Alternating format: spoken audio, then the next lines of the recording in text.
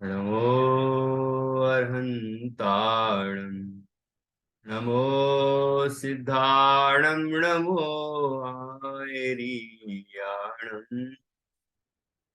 नमो अध्यायाणं नमो साहुणम्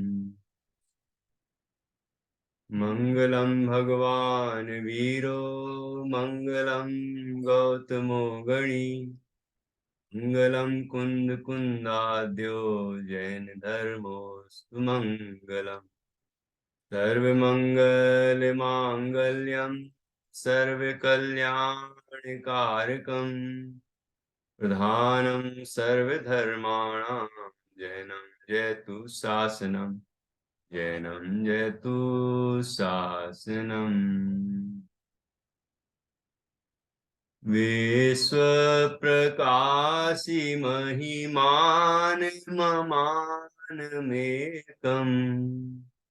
ओमक्षराद्यखिलवाङ्मय हेतुभूतम् यं शङ्करं सुगतमीशमनीशमाहु अर्हन्तमूर्जितमः तमहं नमामि मूर्जितमः तमहं।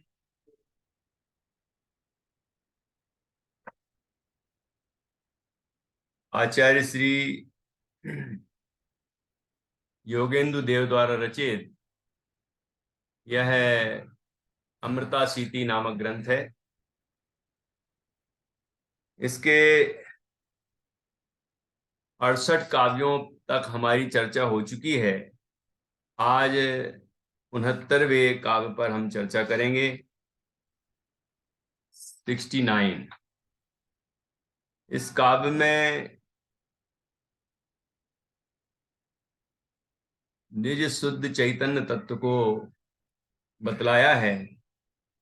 चिन्मय ज्योति रूप आत्मा को बताना ही मूल हेतु है। पूर्व काव्यों में बड़ी सुंदर चर्चा आई थी और वहां ये बताया गया था कि जब आत्मा में अपनापन आता है तो पर में अपनापन छूट जाता है।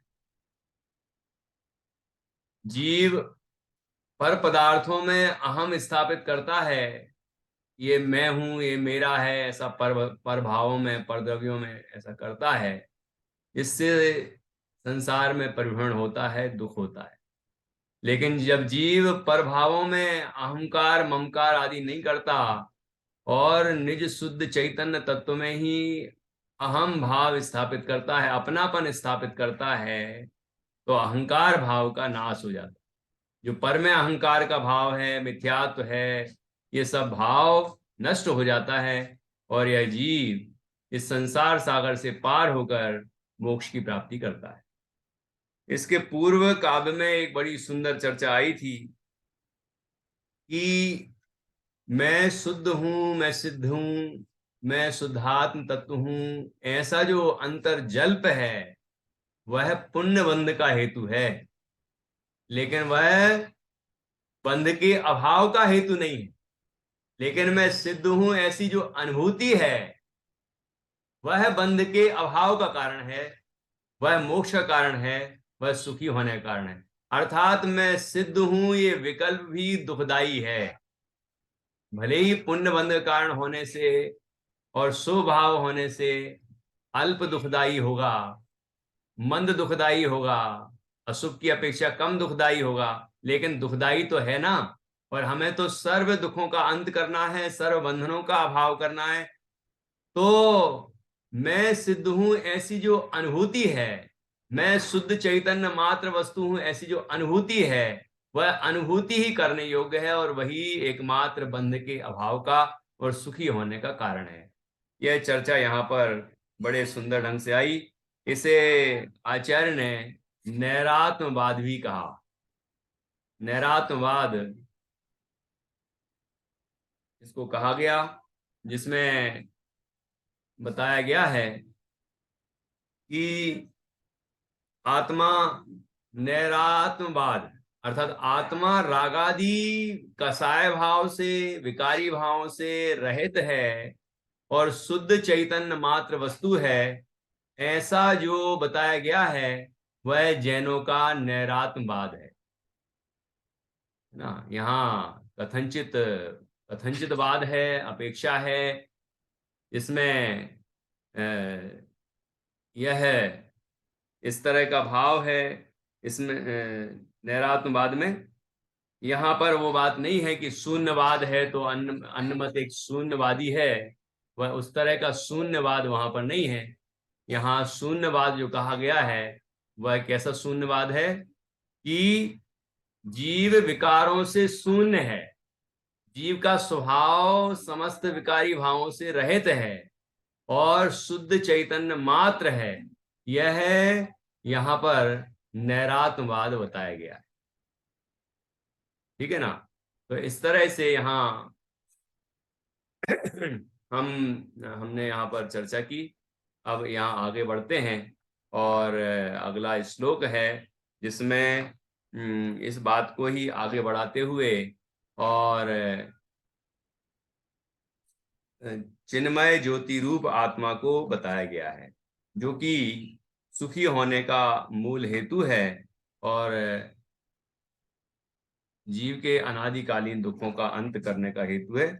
ऐसी सुंदर चर्चा यहाँ पर की है जो यहाँ पर हम कर रहे हैं। पीडीएफ खुल रही है, खुल गई है।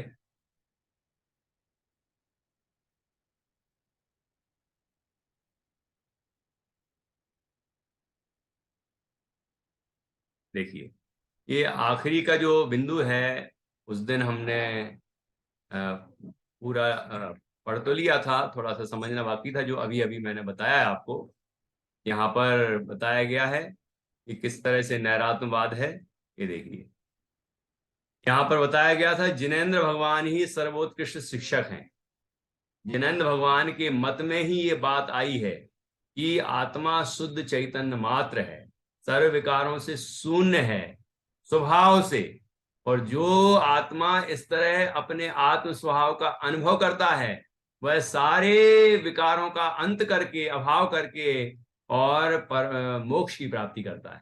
और भगवान जिनेंद्र का ये जो मार्ग बताया गया है, इसके अतिरिक्त दूसरा कोई मार्ग नहीं है। ये बात भी यहाँ पर आई, जो कि हमने पहले भक्तामर स्तोत्र में पढ़ी, नहीं है ना। नान्यः सेवा शिव पदस्य मुनीन्द्र पंथा, एक होए तृणकाल मां परमारथनो पंथ। वो बात यहाँ भी आई। देखिए, एक बार नैरात्मवाद पढ़ लेते हैं, फिर उसके बाद अगले छंद पर चर्चा करेंगे। नैरात्मवाद में आत्मा से अभिप्राय रागादि कसाय मुक्त मन की स्थिति से है। जो इनसे रहित आत्मा को बताए वह नैरात्मवादी।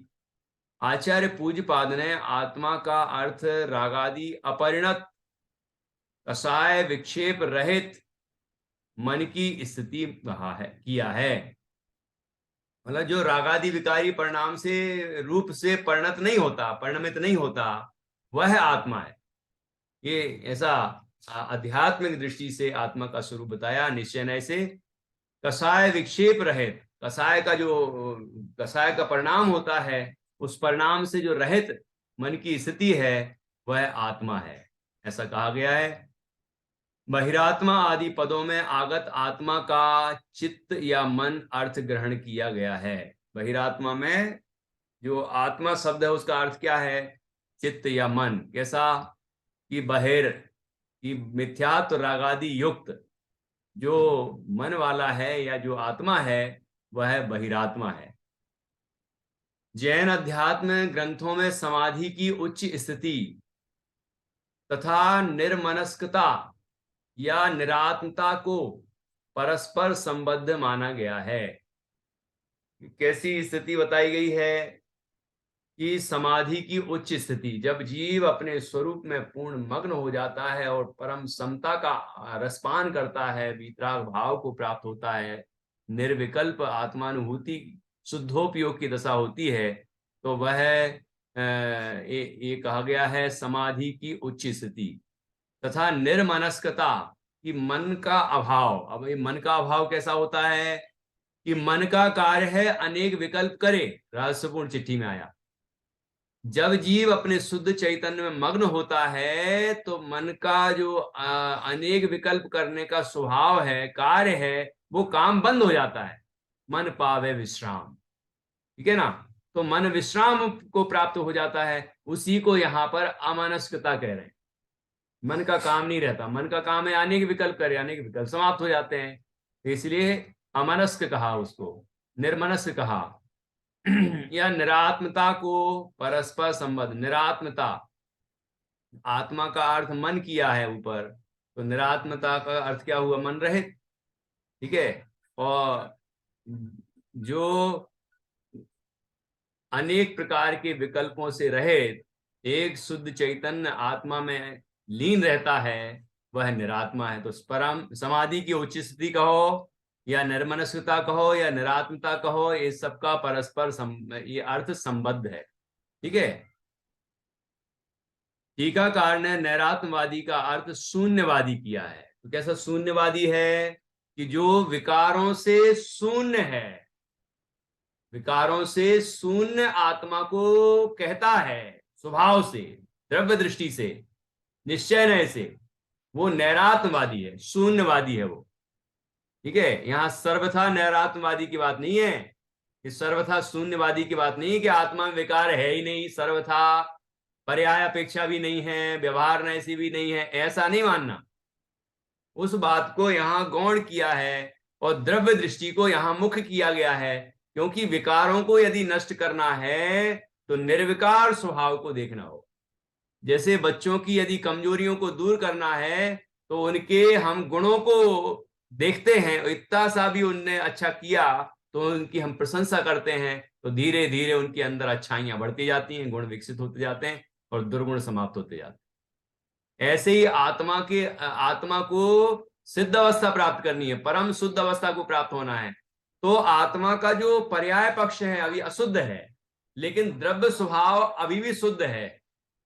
तो जब हम द्रव्य स्वभाव की मुक्तता करते हैं और आत्मा को शुद्ध देखते हैं तो पर्याय का विकार समाप्त हो जाता है और पर्याय में भी आत्मा निर्विकार हो जाता है। जैसे द्रव्य है वैसी पर्याय हो जाती है। योगेंदु देव ने भी 8 कर्मों व 18 दोषों से रहित आत्मा को शून्य कहा है। अन्यत्र भी पुण्य पाप पुण्य आदि विकारी भावों व ध्यान ध्याता आदि विकल्पों से रहित आत्म स्थिति को शून्य कहा है। अर्थात आत्मा की जो निर्विकल्प अनुभूति की दशा है वही शून्य दशा है ना। वैसे शून्य नहीं होते जो अन्य मत में शून्य मानते हैं, निर्विचार, शून्य हो गए, क्या हो गए, शून्य पड़ गए, मतलब विचार ही नहीं हो रहे। चार नहीं हो ऐसा तो मनुष्य होगा नहीं, है ना। लेकिन वो मंद पड़ जाए तो वो समझते हैं कि शून्य स्थिति में चले गए, उसी को योग निद्रा कहते हैं वो, है ना। योग निद्रा यहाँ क्या है अर्थ, कि परम समाधि की जो दशा है जिसमें जागरूकता है, चैतन्य की अनुभूति है, आनंद है, वह दशा योग निद्रा है, वही परम समाधि है, वही शून्य दशा है, ठीक है। इस तरह यहाँ पर 68वें छंद में कहा गया था। अब यहाँ 69वां छंद है, देखिए 137 नंबर पेज है, 69 नंबर का छंद। पढ़ेंगे। कविरयमय बिंदुर द्योतयन्तौ पदार्थान्, कविरयमय बिंदौ, कविरयमय मिंदुर कविरयमय मिंदुर द्योतयन्तौ पदार्थान्, विलसति सति यस्मिन् नासति मौतु भात, तदपि बत हतात्मा ज्ञान पुंजेऽपि तस्मिन्, व्रजति महति मोहम् हेतु ना केन कश्चित्। क्या कहा है यहाँ? देखिए उत्थानिका, चिन्मय ज्योति रूप आत्मा को बताना ही मूल हेतु है, ऐसा बताते हैं। इसको बताना है यहाँ, चिन्मय ज्योति रूप आत्मा को बताना। वो काय का मूल हेतु है? सुखी होने का मूल हेतु है, परम समाधि का मूल हेतु है, मोक्ष जाने का मूल हेतु है, ठीक है, कल्याण का मूल हेतु है। ये कौन है? ये आत्मा, जिसका हमें ध्यान करना है, जिसका हमें अनुभव करना है, जो चिन्मय ज्योति स्वरूप है। वो कौन है? डॉक्टर ज्योति जी, निधि जी, कौन है वो? कि वो मैं स्वयं हूं।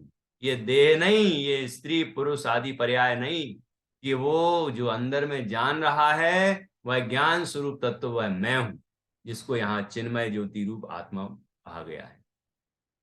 आगे देखिए खंडान्वय, अयम रवि, अयम इंदु, यह प्रत्यक्ष प्रकाशमान दृश्यमान सूर्य और चंद्र।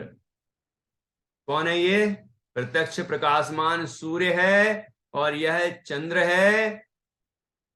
यस्मिन विलसती सती, जिस आत्मा के प्रकाशमान होने पर ही, बहुत सुंदर बात लिखी है यहां पर, पदार्थान द्योतयन्तौ, पदार्थों को प्रकाशित करने में समर्थ हो पाते हैं। तू किंतु असति, जिस आत्मा के प्रकाशमान ना होने पर, इमऊ ना भात, ये दोनों सूर्य चंद्र प्रकाशक नहीं होते हैं। बत इसलिए, बत अत्यंत खेद की बात है कि तस्मिन महति ज्ञान पुंजे अपि, उस महान ज्ञान रूपी प्रकाश के पुंज परमात्म तत्व के संबंध में भी, इस उस महान ज्ञान रूपी प्रकाश के पुंज परमात्म तत्व के संबंध में भी, कश्चित हतात्मा, कोई हतभाग्य व्यक्ति, कैन हेतुना, क्या कारण है कि मोह व्रजति, मोह अज्ञानता को प्राप्त हो जाता। क्या कारण है कि जब हमारे पास ऐसा तत्व उपलब्ध है, हमारे पास उपलब्ध है, ऐसा कहना तो ये व्यवहार हो गया। हम ही ऐसे तत्व हैं, हम ऐसे तत्व हैं, यदि हम ना हो और अपने ज्ञान से ना जाने तो ये सूर्य और चंद्र प्रकाशमान कैसे हो सकते हैं? मतलब सूर्य प्रकाशमान है, प्रकाश फैलाता है सारे जगत में, चंद्रमा प्रकाशमान है, प्रकाश फैलाता है सारे जगत में, लेकिन लेकिन यदि जानने वाला तत्व ना हो तो सूर्य कितना ही प्रकाशमान हो, देखेगा कौन, जानेगा कौन? ये सूर्य है ये भी कोई नहीं जानेगा, ये प्रकाश है ये भी कोई नहीं जानेगा, और ये दुनिया है जो प्रकाशित हो रही है सूर्य के प्रकाश में, उसे भी कौन जानेगा? और रात में चंद्रमा की चांदनी में प्रकाशित होने वाले पदार्थों को कौन जानेगा? यदि ज्ञान स्वरूप तत्व नहीं होगा तो जानेगा कौन इन सबको? ऐसा जानने वाला तत्व मैं हूं कि जिसके होने से सूर्य और चंद्रमा आदि के अस्तित्व का कोई अर्थ होता है, नहीं तो क्या अर्थ है? कौन जानेगा कि सूर्य होता है, चंद्रमा होता है, यदि हमारा ज्ञान स्वरूप तत्व ना हो, मतलब हम ना हो। ठीक है ना? लोगों को सूर्य चंद्रमा की महिमा आती है, लेकिन अपनी आंखों की महिमा नहीं आती कि आंखों ने देखा। ये उदाहरण की बात हुई। तो ऐसे ही सूर्य चंद्रमा और प्रकाश, बाह्य प्रकाश की महिमा आ रही, वस्तुओं की महिमा आ रही, लेकिन जो जान रहा है उन सबको, वो जानने वाला मैं हूं, इस तत्व की महिमा नहीं आ रही। जैसे एक गुरुजी थे, उनने अपने सभी शिष्यों को कहा कि जाओ अपने अपने कमरे में और जो जो वहां पर हो उस सबको नोट करके लाओ कि ये वहां है, ये वहां है, ये वहां। तो सबने नोट किया, वहां एक टेबल है, एक कुर्सी है, एक पलंग है, बिस्तर है, ये है, वो है, सब है ना? सब अलग अलग, सबने ये सब चीजें नोट की, लेकिन एक बच्चा था जिसने कहा वहां प्रकाश है, प्रकाश। और एक बच्चा ऐसा था कि उस प्रकाश में देखने वाला कौन था? है ना? उस प्रकाश में जो वस्तुएं दिख रही थी उनको देखने वाला भी विद्यमान था वहां, वो मैं हूं। ये उस बच्ची की दृष्टि देखिए आप, कि ये तो है, ये वस्तुएं हैं, ये प्रकाश भी है ना, सूरज भी है, उसका प्रकाश भी है, लेकिन इन सबको देख कौन रहा है, जान कौन रहा है, वो मैं हूं। ऐसा ये भी उसने लिखा, गुरु जी ने उसको गले लगा लिया, बहुत प्रसन्न हुए, ये है मेरा सच्चा शिष्य। ख्याल में आएगी नहीं, इतनी बारीकी। ऐसी यहां सुंदर चर्चा की है कि सूर्य चंद्र तब तक ये प्रकाशमान कहलाएंगे कि जब तक ये ज्ञान ज्योति देख रही है, जान रही है। यदि ज्ञान ज्योति ना हो तो इनको प्रकाशमान कौन कहेगा, कौन जानेगा ये प्रकाशमान है। रविरयमय मिंदुर, रवि ही अयम, अयम इंदु। मतलब यह सूर्य है, अयम का अर्थ यह, और यह चंद्र है, और द्योत्य द्योतयंतौ, ये प्रकाशमान है, पदार्थान, पदार्थों को प्रकाशित करने वाले हैं। विलसति सति यस्मिन नासति मौ तु भातः, और जिसमें, ये सूर्य में, चंद्रमा में ये सब प्रकाशमान होते हैं, इनका क्या या क्या कह रहे हैं कि इनके होने पर भी, ये जिसके होने पर इन सूर्य चंद्रमा में प्रकाशमान होने वाले पदार्थ दिखाई देते हैं, जाने जाते हैं, वो जानने वाला पदार्थ कौन है, कि वो मैं हूं। ठीक है, लेकिन तदपि बत हतात्मा, बत अर्थात खेद की बात है, दुख की बात है कि हतात्मा, ये हत आत्मा जो है, मतलब जो आत्मा अपने आत्मा को नहीं जानता वो हतात्मा है ना। जो ज्ञान पुंजे पी तस्मिन, कि जिसमें ज्ञान पुंज होने पर भी, ज्ञान स्वरूप तत्व होने पर भी, ब्रजति महति मोहम हेतु ना कैन कस्मिन, कि जो किस हेतु से मोह को प्राप्त होता है। आचार्य कहते हैं बड़े खेद की बात है कि ऐसा ज्ञान का पुंज, शुद्ध शुद्ध चैतन्य आत्मा, वह मोह को प्राप्त हो रहा है, स्वयं को नहीं जान रहा, अपनी महिमा को नहीं समझ रहा है ना, पर पदार्थों की महिमा कर रहा है, ये सोना है, ये चांदी है, हीरे हैं, ये दुनिया भर की चीजें हैं, ये ऐसा देख देख के बड़ा प्रसन्न होता है, लेकिन ये देखने वाला कौन है, वो मैं हूं, ऐसा नहीं देखता। ये मोह की महिमा है। ठीक है, देखिए आगे अंदर टीका है, हिंदी अनुवाद। यह सूर्य, यह चंद्रमा जिस आत्मा के रहने पर ही शोभित होते हैं, तथा आत्म स्वरूप में न रहने पर हट पट आदि पदार्थों को प्रकाशित करते हुए भी, ये चंद्र सूर्य आदि भी सुशोभित नहीं होते हैं। इस कारण से अत्यंत खेद है कि कोई हतक रूप आत्मा ज्ञान पुंज रूप इस आत्म स्वरूप में किस कारण से अत्यंत मोह को प्राप्त होता है, कि ज्ञान स्वरूप होने पर भी यह मोह को प्राप्त हो रहा है। ऐसा आत्मा हत आत्मा है, ठीक है ना, वो खेद रूप है, दुखी है वो, है ना। ऐसा धिक्कार के, मतलब धिक्कार रहे हैं ऐसे आत्मा को, मोह के कारण जीव ऐसा कर रहा है कि जिस सूर्य और चंद्रमा में ये प्रकाशमान हो रहे हैं पदार्थ, उस सूर्य और चंद्रमा में प्रकाशित होने पर भी वो पदार्थ देखेगा कौन, कि देखने वाला तो ये ज्ञान पुंज आत्मा है। उस ज्ञान पुंज आत्मा की महिमा नहीं करता जीव, वो हतात्मा है। भावार्थ, जगत ज्योति रूप ऐसा आत्मा ना हो तो चंद्रमा और सूर्य आदि ये किसको प्रकाशित करेंगे, ऐसा तात्पर्य। आत्मा नहीं होगा, ज्ञान स्वरूप तत्व नहीं होगा, तो ये सूर्य के प्रकाश में जो पदार्थ दिख रहे हैं, वो पदार्थ देखेगा कौन, ये सूर्य है, ये देखेगा कौन, है ना। सूर्य और चंद्रमा का अस्तित्व भी सिद्ध नहीं होगा यदि ज्ञान स्वरूपी तत्व ना होगा तो। ऐसा महिमावन तत्व है ये, और हमें उसकी महिमा नहीं आती। तो आगे क्या कहते हैं आचार्य, लोक में लोक में सूर्य व चंद्रमा आदि भले ही प्रकाश पुंज के रूप में जाने जाते हों, कि प्रकाश पुंज है, सहस्त्र रश्मि है, हजारों किरणों वाला है, ये जो प्रकाशमान है, ऐसा चंद्रमा भी प्रकाशमान है, सूरज भी प्रकाशमान है, ऐसा जगत में कहा जाता है।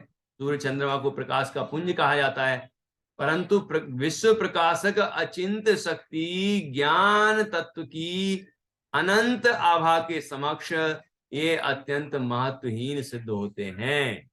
ये आत्मा जो ज्ञान पुंज है, अनंत महिमावंत है, उसके सामने ये सूर्य और चंद्रमा आदि सब फीके पड़ जाते हैं। आत्मा की महिमा के सामने वो महत्वहीन है।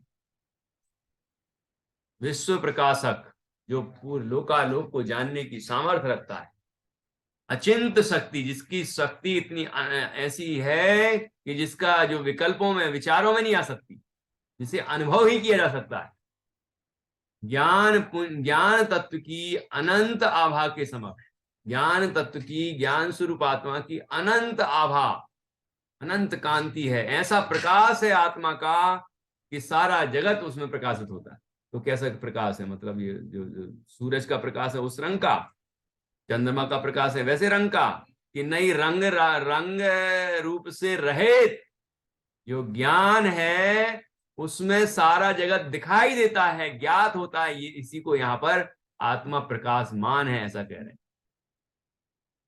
कोई प्रकाश का पुंज नहीं है कि प्रकाश, जैसे ये प्रकाश का पुंज है ना, ये ट्यूबलाइट जल रही है, सूरज है, चंद्रमा है, ऐसी प्रकाश अंदर से होता हो, ऐसा नहीं है आत्मा।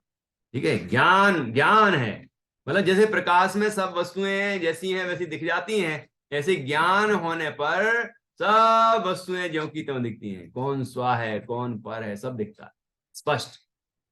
उसी को यहाँ पर ज्ञान पुंज कहा। परंतु विश्व प्रकाशक अचिंत शक्ति ज्ञान पुंज की अनंत आभा के समक्ष ये अत्यंत महत्वहीन सिद्ध होते हैं, ऐसा भाव यहाँ व्यक्त किया गया है, जिसका अभिप्राय ज्ञान स्वभावी आत्मा की महिमा जताना है। इसकी महिमा जताना है मंजूषा जी, ज्ञान स्वरूप आत्मा की, अपनी, मंजूषा जी की नहीं, ज्ञान मंजूषा की है, जो ज्ञान स्वरूप है ऐसे आत्मा की। ठीक है ना।